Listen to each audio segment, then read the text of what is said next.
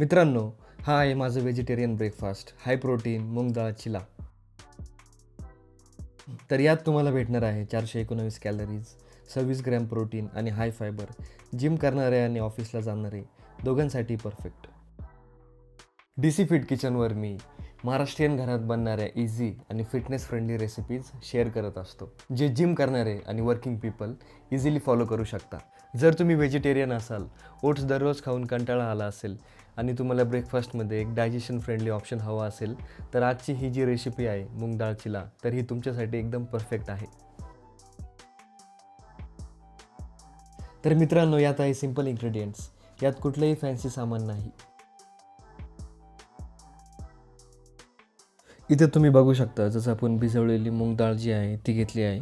त्याचं वजन 100 ग्रॅम हे ड्राय वेट आहे. त्यात आपण 3 हिरव्या मिरच्या टाकल्या छोट्या, ज्यानंतर 1 टीस्पून मीठ टाकलेलं आहे आणि 1 टीस्पून जिराही आपण त्या मिक्सरच्या भांड्यात टाकलेला आहे. ज्यानंतर एक आलं लसूण पेस्ट, ज्याला आपण जिंजर गार्लिक पेस्ट असं म्हणतो, ती आपण या मिक्सरमध्ये टाकलेली आहे. थोडंसं पाणी तुम्ही तुमच्या गरजेच्यानुसार टाकू शकता.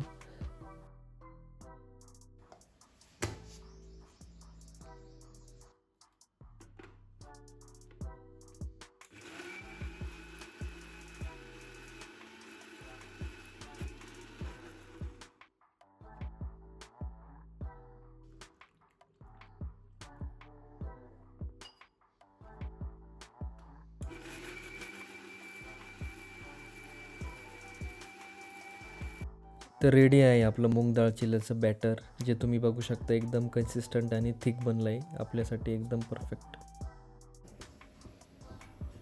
तर जसं तुम्ही इथे बघताय, मी एक स्टेनलेस स्टीलचा तवा घेतला आहे, मीडियम फ्लेम गॅसवर ठेवला आहे, ज्यामध्ये अर्धा चमचा छोटासा कच्च्या घाण्यातील तेल टाकलं आहे, जे ग्राउंडनट तेल आहे, तुम्ही इथे यूज करू शकता.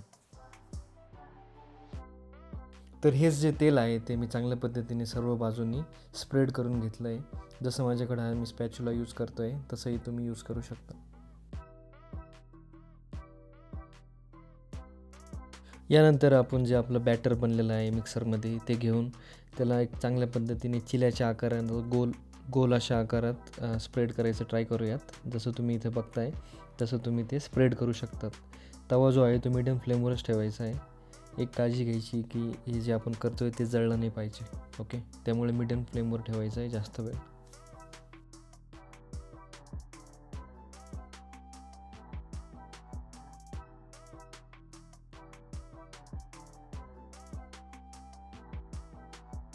तर हा जो आपला चिला आहे तो दोन्ही बाजूंनी क्रिस्प होईपर्यंत त्याला तव्यावरच ठेवा. तर इथे रेडी आहे आपली डिश, जी एक व्हेजिटेरियन प्रोटीन सोर्स आहे, जी तुम्ही चांगल्या पद्धतीने ब्रेकफास्टमध्ये किंवा ब्रेकफास्टच्या नंतर कन्झ्युम करू शकता. यासोबत मी टोमॅटो केचप यूज केला आहे, पण तुम्ही हिरवी पुदिन्याची चटणी जी असते ती पण तुम्ही यूज करू शकता.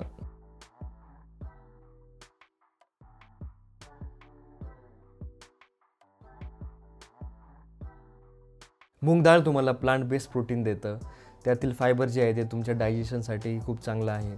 त्यानंतर आपण जे तेल वापरलं आहे ते खूप कमी प्रमाणात वापरल्यामुळं आणि चांगल्या क्वालिटीचं तेल वापरल्यामुळं तुमचं डायजेशनही चांगल्या पद्धतीने होतं आणि तुमचं पोट हे लाँग टर्मसाठी भरल्यासारखं तुम्हाला वाटतं.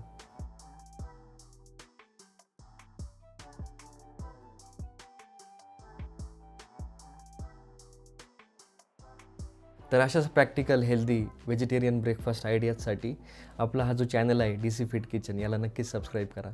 तर भेटूयात आपण पुढच्या व्हिडिओमध्ये.